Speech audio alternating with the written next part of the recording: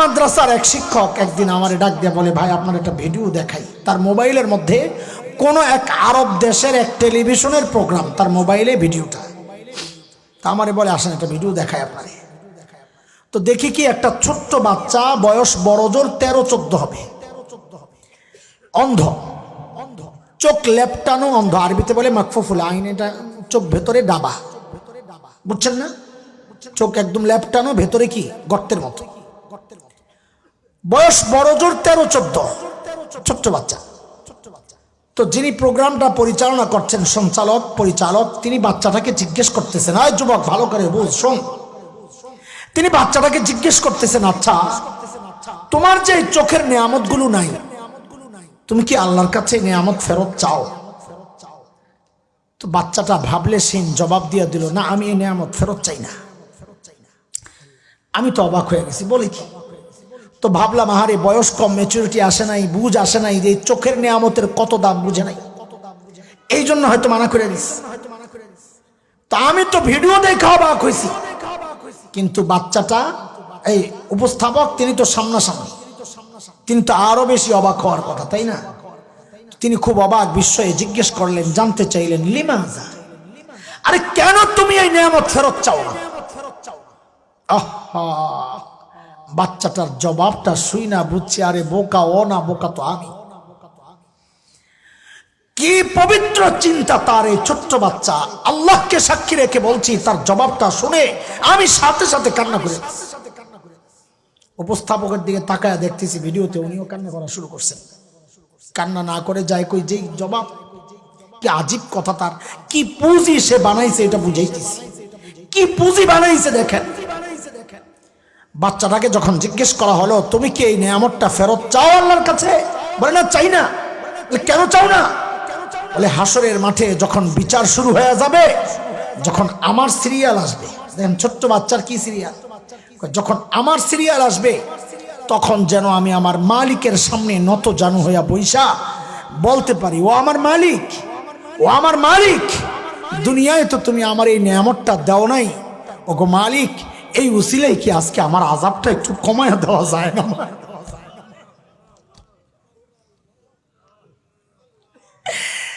আমি তো কাঁদতেছিলাম উল্টা চিন্তা করে, যাহারে ঠিক উল্টা প্রশ্নটাই যদি আমার প্রতি আসে, ঠিক উল্টা প্রশ্নটাই যদি আমাকে করা হয়, কি প্রশ্ন? আমার যখন হিসাব দেওয়ার পালা আসবে, আমি যখন আমার মালিকের সামনে দাঁড়াবো, তখন যদি আমার মালিক আমাকে জিজ্ঞেস করেন, এরে হাসান জামিল, দুনিয়ায় তো তোরে চোখের এই নিয়ামতটা দিছিলাম, তুই তো এই নিয়ামত ভোগও করছস, এখন আযাবটা একটু বাড়াইয়া দেই, তো আমি কি জবাব দিব?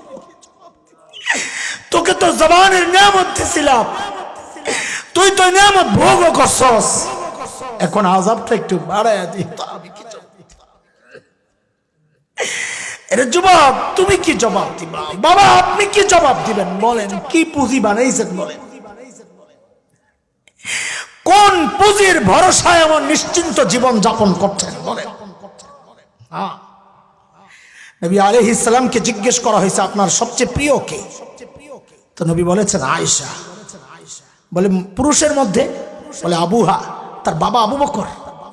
আল্লাহর নবীর সবচেয়ে প্রিয় দুইজন মানুষ, বাপ বেটি, দুইজনই জান্নাতের সুসংবাদ পাওয়া, অথচ আল্লাহর সামনে দাঁড়ানোর ভয়ে কি করতেন? কি আসছে রিওয়ায়াতে, আম্মা জান তো কাঁদতেন কাঁদতেন কাঁদতেন আর বলতেন, ইয়া লাইতানি কুনতু নাসিয়াম মানসিয়া, আরে আমি যদি নিঃশেষ হয়ে যাইতাম, আমি যদি নাই হয়ে যাইতাম, তো আল্লাহর আদালতে দাঁড়াইতে হইতো।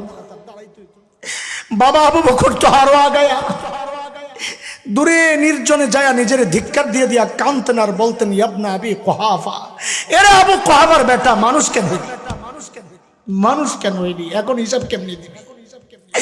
গাছের পাতার দিকে তাকায়া তাকায়া আবু বকর কাঁদতেন আর বলতেন, ইয়া লাইতানি কুনতু ওয়ারাকা মিনাশ শাজারা তুদাত অতুকাল, হায় মানুষ না হইয়া যদি গাছের পাতা হইতাম তো খায়া ফেলতো, আমার আর হিসাব দেওয়া লাগতো। এমন চিন্তা হওয়ার কথা তো আমার মতো জালিমের, অথচ আমি তো বটেই। অধিকাংশের চেহারার দিকে তাকাইলে মনে হয় না মানুষটার আখিরাতের কোনো চিন্তা আছে। কেন রে ভাই, আমি জানতে চাই কেন? আরে আম্মা জানতো জান্নাতের গ্যারান্টি পাওয়া, আমাকে আপনাকে কে গ্যারান্টি দিল যে আমাদের মৃত্যুর যন্ত্রণা হবে না? আবু বকর তো জান্নাতের গ্যারান্টি পাওয়া, আমাকে আপনাকে কে গ্যারান্টি দিল যে আমাদের কবরের আযাব হবে না?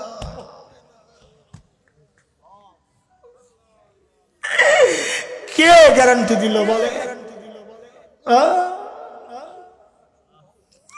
কোন ভরসায়, কোন পুঁজির ভরসায় এইভাবে নিশ্চিন্ত জীবন যাপন করছে?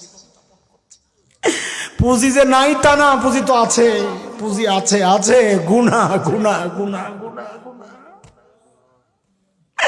চুল পাইকা সাদা হয়ে গেছে, গুনাহ ছাড়তে পারি না। দাড়ি পাইকা সাদা হয়ে গেছে, গুনাহ ছাড়তে পারি না। কবে ছাড়বেন জানতে চাই।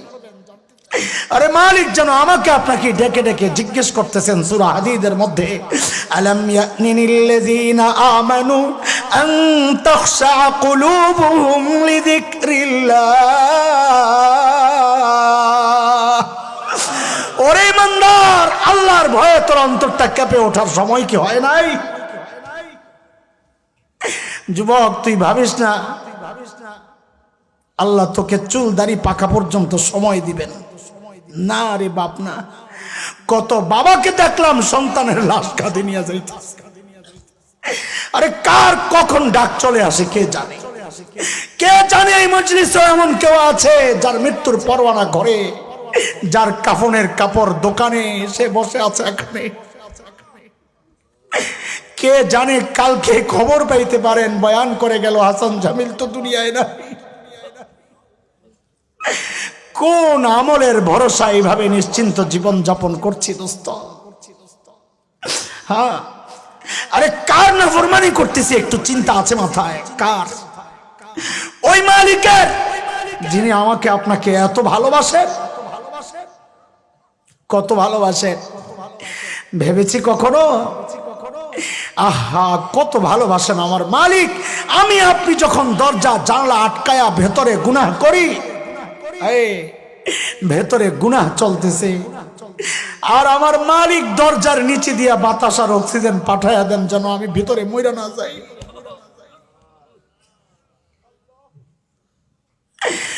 ওই মালিকের নাফরমানি আর কত কাল বলেন? যুবক, আমার কথাগুলো যদি তোদের হৃদয়ে টাচ না করে তা আমি বলি কি ভাই, আমার কাছে আয় তোরা, আমার কাছে আয়।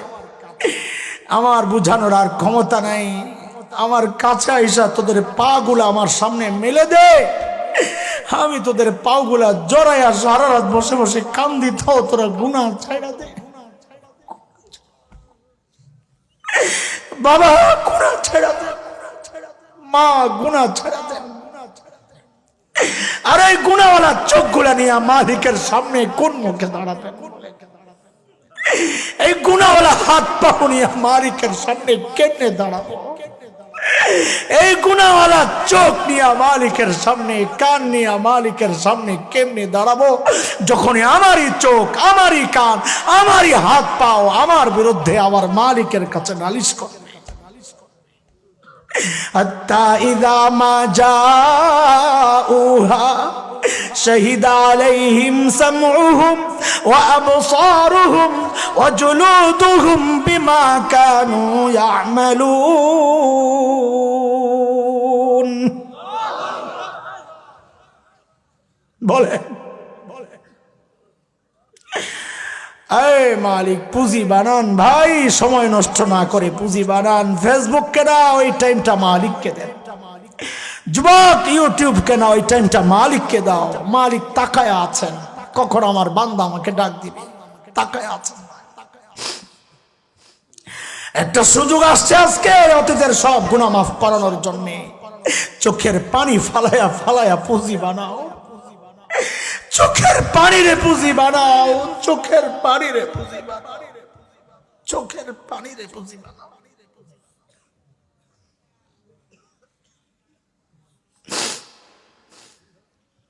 আয় মালিক, আল্লাহু আকবার, আল্লাহু আকবার। মুহতারাম হাজরিন, হযরত সাঈদ ইবনে আমির আল জুমাহির ঘটনা তো অনেক লম্বা, আমি আর লম্বা ঘটনার পেছনে ছুটছি না, না সময় লাগবে। আমার যতটুকু দরকার ছিল বুঝানোর জন্য অতটুকু আমি নিয়ে নিছি। কি বুঝানোর জন্য? ওরা ছিল কি, হইল কি, মনে আছে কথা? কি মানুষ কোরআনের ছোঁয়ায় কি হয়ে গেছে। আমি কথা খুব শিগগির শেষ করবো, আপনারা ওঠাউঠি না করলে। আমার টাইম আপনাদেরকে যেটা দিছি 1:01 পর্যন্ত টাইম হয়ে গেছে, আরো সময় নিচ্ছি আমি সময়টা শেষ করার জন্য। ওই যে আপনাদের থেকে আপনারা যে আমার 10 মিনিট দিছিলেন ওইটা এখন ফেরত দিচ্ছি। এতক্ষণ যা বললাম কথা একটু বুঝে শুনে আমাকে জবাব দেন। আমাদেরকে উপলব্ধি আসছে যে কোরআন মানুষকে সর্বশ্রেষ্ঠ মানুষ বানায়। হ্যাঁ, এটা সবাই বিশ্বাস করেন? কে কে করেন দেখি আল্লাহু আকবার। হাত নামান তাড়াতাড়ি। আরেকবার আমি হাত তোলা চাইবা। আরেকটা প্রশ্ন করছি, আমরা কি সবাই আমাদের সন্তানকে শ্রেষ্ঠ মানুষ বানাতে চাই? কে কে চাই? মাশাআল্লাহ, হাত নামান। এই যে 2 জায়গায় হাত উঠাইছেন, আমি নিশ্চিত করে বলতে পারি এখানে এমন অনেক আছেন, ব্যতিক্রমও আছে, কিন্তু অনেক আছেন যারা এই 2 কথার যে কোনো একটাই মিথ্যা কথা বলেছেন। আপনি সত্য বলেন নাই। আপনি মনে মনে ভাবছেন হুজুর আপনি কি গায়েব জানেন? না দোস্ত, গায়েব আমি কেন জানবো? গায়েব তো কেবল জানেন আল্লাহ। আমি গায়েব তো জানি না দোস্ত, আমি ওই সমাজ তো চিনি। আপনি যেই সমাজে বসবাস করেন ওই সমাজের আলো বাতাসেই আমার বেড়ে ওঠা। আমি আপনাদেরকে চিনি। কেন বলছি একটা মিথ্যা বলেছেন একটু শুনেন। আপনারা বলেন নাই আপনারা আপনাদের সন্তানকে সর্বশ্রেষ্ঠ মানুষ বানাতে চান, বলছেন? এটাও কি বলছেন কোরআন মানুষকে একমাত্র মাধ্যম যে মানুষকে সর্বশ্রেষ্ঠ বানায়? বলছেন? হাত তুলছিলেন 2 জায়গায়। এবার বুঝেন কেমনি মিথ্যা বলছেন। আপনি আপনার সন্তানকে সর্বশ্রেষ্ঠ মানুষ বানাতে চান, এই কথায় যদি আপনি সত্যবাদী হন তাইলে আপনার কাছে আমার জানতে চাওয়া, সর্বশ্রেষ্ঠ মানুষ তো বানায় কোরআন, আপনি এটাও বলেছেন, তা আপনার সন্তানকে সর্বশ্রেষ্ঠ মানুষ বানানোর জন্যে আপনি কোরআনের প্রতিষ্ঠান মাদ্রাসায় না পাঠাইয়া আপনি পাঠাইলেন কোথায়? জবাব দেন। তার মানে মিথ্যা বলেছেন? বলেন, কথা বলেন। আরে শরমের কিছু নাই। আমি তো বলছি কষ্ট দেওয়ার জন্য কথাগুলো বলছি না, আফসোসের আগুন জ্বালানোর জন্য বলছি। আমি বলছি অনেকের কথা, আপনার কথা বলি নাই। এখানে বহু আলিম ওলামা আছেন, আমার ভাইয়ের সন্তান মাদ্রাসায় পড়ে, আমাদের সবার সন্তান মাদ্রাসায় পড়ে, আমাদের কথা তো না বলছি। এমন অনেক আছেন যাদেরকে দেখেই বোঝা যাচ্ছে সন্তান মাদ্রাসায় নাই। তার মানে আপনারা যারা সন্তানকে মাদ্রাসায় না দিয়েই হাত উঠাইছিলেন, আপনারা মিথ্যা বলেছেন কি বলেন নাই? বলেন। আর শরমায়েন না, বলেন বলছেন কি বলেন নাই? এটা আপনার গর্বের কথা না আফসোসের কথা? বলেন। ওরা ছিল কি হইল কি একটা উদাহরণ দিছি। এবার আমরা ধরলাম কি ছাড়লাম কি, আহারে করলাম কি, ছোট্ট উদাহরণে 2-3 মিনিট লাগবে, শেষ করে দিব ইনশাআল্লাহ। শুনেন, একটু যদি উপলব্ধি আসে আপনাদের, আমাদের কাজ আপনাদেরকে বুঝাইয়া দেওয়া। টাইম পাস করার সময় তো আমাদের নাই ভাই। আমি যেই মসজিদে নামাজ পড়াই জুমা, ঢাকার, এক সময়ের সব ধনীরা ওখানে থাকতো, ধানমন্ডি নিউ মার্কেট। এখন অনেক পুরাতন ধনীদের পাওয়া যায় যারা অনেক বড় মানুষ। তো এমনই এক ধনী মানুষ মারা গেছে, যার ছেলে পিএইচডি করা ডক্টর, আমেরিকার কোন এক ইউনিভার্সিটির প্রফেসর। খেয়াল করুন, বাবা মারা গেছে, ছেলে আমেরিকা থেকে আসবে, জানাজা পড়বে। এই জন্য বাবার লাশ হসপিটাল থেকে আনে না, ছেলে আসলে তারপরে বের করা হবে, ফ্রিজে রাখছে। ছেলে আসছে, জানাজাও আমার মসজিদে হাজির। এলাকার প্রভাবশালী হওয়ায় আমার কাছে অনুরোধ আসছে জানাজা যেন আমি পড়াই। সাধারণত জুমা ছাড়া আমি মসজিদে যাই না, যাওয়া হয় না, বাইরে তো থাকা। তো দুপুরে জানাজা, বলেছি ঠিক আছে আমি পড়াবো ইনশাআল্লাহ। জানাজা পড়াইতে দাঁড়াইছি, সামনে লাশ, পাশে ছেলে, ডক্টর ছেলে। হঠাৎ সে হাউমাউ করে কান্না শুরু করছে।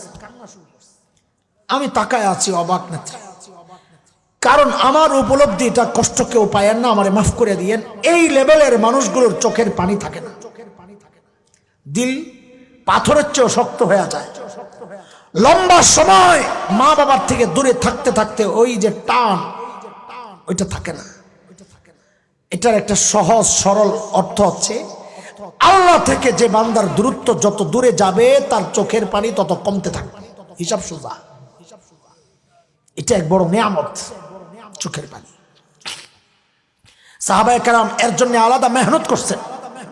নবী আলাইহিস সালামের কাছে যায় বলছেন, ইন্না রাজুলান শাকা ইলা রাসূলিল্লাহ সাল্লাল্লাহু আলাইহি সাল্লাম কাসওয়াতা কলবি, রাসূল আমার দিল শক্ত, কি করি? নবী বলেছেন, ইমসাহ রাসাল ইয়াতীম ওয়া আতিমিল মাসাকিন, এতিমের মাথায় হাত বুলাও আর গরিবদেরকে খাওয়া দাও, চিকিৎসাও দিয়া দিয়েছেন। এটা করবেন যদি কারো চোখের পানি না আসে, এতিমের মাথায় হাত বুলাবেন, গরিবদেরকে খাওয়াবেন। তো যাই হোক, ওই লোকটার কান্না দেখে আমি অবাক হয়ে তাকায় আছি। পাশ থেকে তার এক আত্মীয় বলছে, হুজুর অবাক করা ব্যাপার, আমার অবাক লাগছে যে সে যখন ঘরে ঢুকে তখনও কান্না করে নাই। আসলে কান্না করার কথা তো ওই সময়, বিদেশ থেকে আসছে, ঘরে ঢুকছে, আপনজন ভাই বোনদের ধৈরেই তো একটা চিৎকার দেওয়ার কথা, বাবা নাই, ঠিক না? ওই সময়ও কান্না করে নাই। লাশটা যখন ঘর থেকে বের করা হচ্ছে তখনও একটা হৃদয় বিদারক মুহূর্ত, যে জীবনের শেষবারের মতো ঘর থেকে বের হয়ে যাচ্ছে, তখনও কান্না করে নাই। এখন কেন কান্না করতেছে বুঝতে পারছি না। তো আমি সান্ত্বনা দেওয়ার জন্য কাছে ডাকলাম, ভাই এদিকে আসে, বুঝাইলাম, ভাই আমারও বাবা নাই, আপনারও বাবা চলে গেছেন, একদিন আপনিও থাকবেন না, আমিও থাকবো না, সবর করেন, ধৈর্য ধরেন। উনি আমাকে বলেন কি জানেন, হুজুর বাবা চলে গেছেন, আমি সেই জন্য কান্না করতেছি না। আমি তো আরো অবাক হয়ে গেছি, আরে বলে কি, আপনি কি জন্য কান্না করতেছেন? বলে কি জানেন, আমি আমার বাবার লাশের সাথে কথা বলছিলাম, কিন্তু বাবা তো কোনো জবাব দিচ্ছেন না। কি কথা বলছেন? বলে বলছি, ওরে বাবা, আমাকে সর্বোচ্চ শিক্ষায় শিক্ষিত করার জন্যে তুমি তোমার জীবন যৌবন শেষ করেছ, তুমি তোমার সুখ শান্তি শেষ করেছ, কামাই রোজগার শেষ করেছ, হ্যাঁ তুমি সফল হয়েছ, আমাকে সর্বোচ্চ শিক্ষায় শিক্ষিত করেছ, আমি পিএইচডি করা ডক্টর, তুমি সফল। কিন্তু বাবা আমাকে জবাব দাও, তোমার লাশ সামনে জানাজা পড়বো, ও বাবা তোমার জানাজায় কি পড়বো এটা কেন শিখাইলা না? বলো এখন আমি কি পড়বো? কিসের গর্ব করেন আপনারা? আরে কিসের গর্ব করেন? আরে গর্ব তো করবে হাফেজের বাবা, গর্ব তো করবে আলেমের বাবা। যে বাবার সন্তান তার জানাজা পড়ানোর যোগ্যতা রাখে না, হাজার কোটি টাকার মালিক সে হতে পারে, কিন্তু গর্ব করার জায়গায় সে নাই। সে আফসোস দুনিয়ায়ও করে, আখিরাতেও করবে। আখিরাতে কেন করবে? যখন এই সন্তান বাবাকে দায়িত্বে অবহেলার কারণে, সন্তানকে মাদ্রাসায় না দিয়া, দিন না শিখায়া ঠকানোর কারণে সন্তান যখন আল্লাহর আদালতে বাবাকে আসামির কাঠগড়ায় দাঁড়ায়া দিবে, সূরা আহজাবে আসছে, কি বলবে? রব্বানা ইন্না আতানা সাদাতানা ওয়া কুবারানা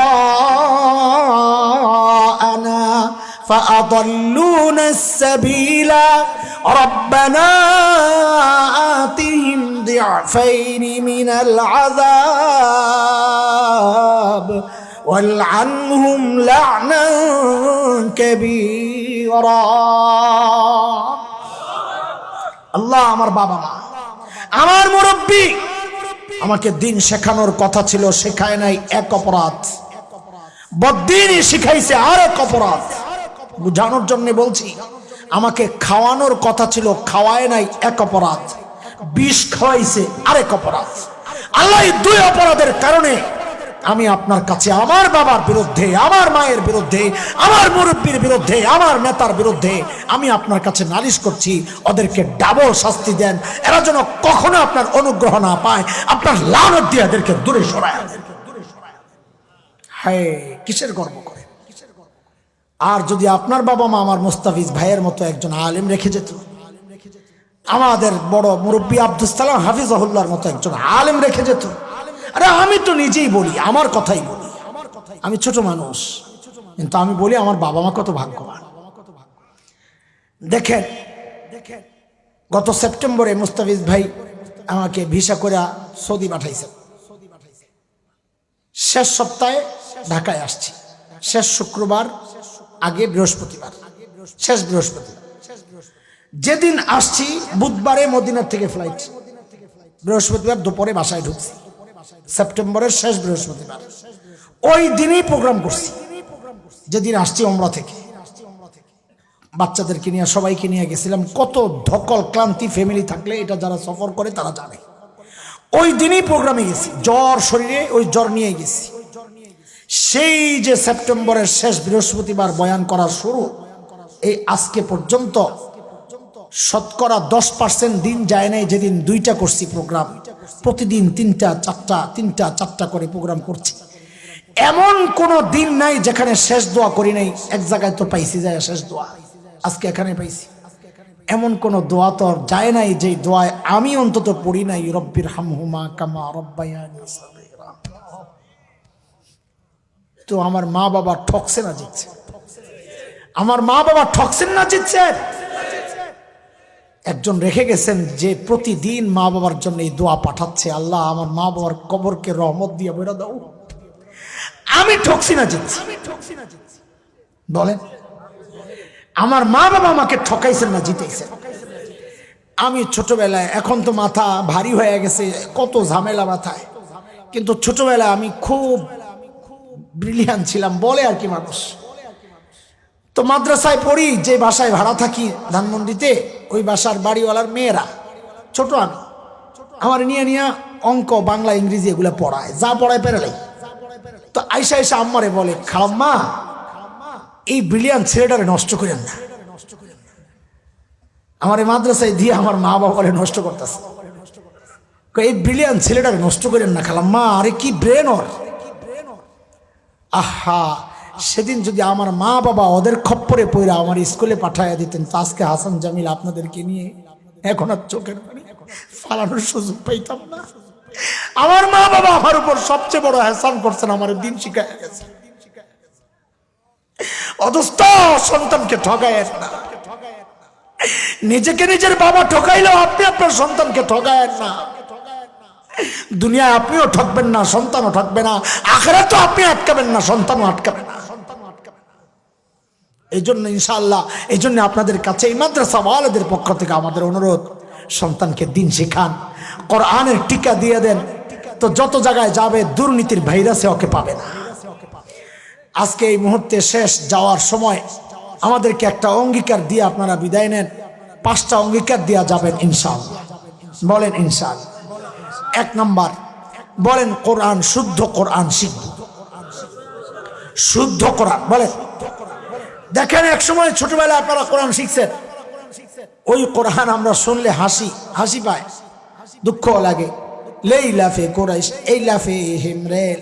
আমি কোরআন বিকৃতি করছি না, এটা তো কোরআনই না। আমি যেটা বলছি হুজুর, এটা তো কোরআনই না, তো বিকৃত লোক থেকে এইটা চলবে না। কোরআন লানত করে, রুব্বা কারিন ইয়াকরাউল কোরআন ইয়ালান। বহু পাঠক এমন আছে, সে তেলাওয়াত করে কোরআন, তাকে লানত করে। এই জন্য এখন বাংলাদেশে আপনি ঘর থেকে বের হইলে শুদ্ধ কোরআন পড়ানেওয়ালা একজন হাফেজ পাওয়া যাবেন। এটা আল্লাহর এক বড় নিয়ামত, আলহামদুলিল্লাহ। 1 নম্বর অঙ্গীকার বলেন, কোরআন শুদ্ধ শিখব, শুদ্ধ কোরআন শিখব, কোরআন পড়ব, কোরআন মানব। কথা গেল? বলেন, শুদ্ধ কোরআন শিখব, কোরআন পড়ব, কোরআন মানব, কোরআন ওয়ালাদেরকে ভালোবাসব। কোরআন ওয়ালা কারা? আলিম উলামা। নিজের নেতার কারণে আলেমকে গালি দিব না, নিজের দলের কারণে আলেমের প্রতি ঘৃণা তৈরি করব না, ঘৃণা রাখবো না। ঠিক আছে ইনশাআল্লাহ? যদি আমার দল, আমার নেতা আলেমের বিপক্ষে দাঁড়াতে বলে, তো আমি বলবো ওই দল লাথি, ওই নেতা লাথি, আলেম ছাড়তে পারবো না। ঠিক আছে ইনশাআল্লাহ?